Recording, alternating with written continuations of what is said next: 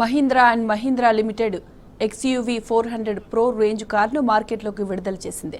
Hyderabad మాదాపూర్లోని Trident హోటల్లో నిర్వహించిన కార్యక్రమంలో ఆ సంస్థ రీజనల్ మేనేజర్ అభిషేక్ కారును రిలీజ్ చేశారు. 15,49,000 ప్రారంభ ధరతో కారు మార్కెట్లోకి వస్తున్నట్లు ప్రకటించారు.